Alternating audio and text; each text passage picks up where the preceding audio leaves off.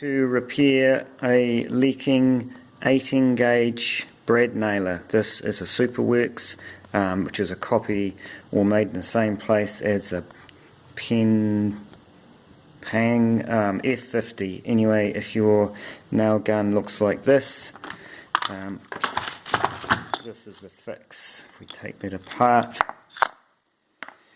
when I opened mine up, it had all these little plastic pieces which I think came from the top here, and these ones here which are all shredded, which came from this piece here. The fix, this piece here needs an O-ring. I just put an O-ring on there that wasn't on originally. That's what these things here are. So that goes into there.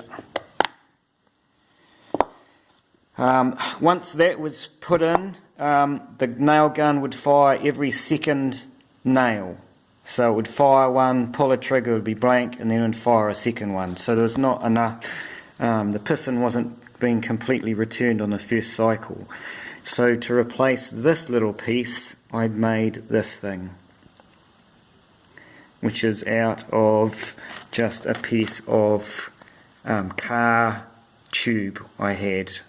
The thickness is the same height as the little caps in there, so it just happened to be the right size.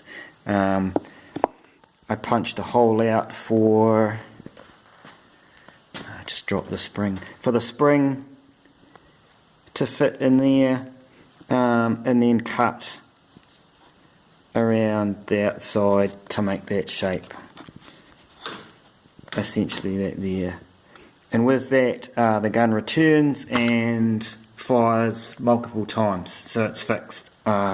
This probably needs to be nitrile. I don't know how long that'll last with the rubber, with the oils that go through, but it should be a fix. The gun fired multiple things, and it's not possible that I've been able to find where to get these parts, but this fixes it. I hope that helps. I couldn't find anywhere on YouTube saying how to fix it, just that people couldn't get those parts.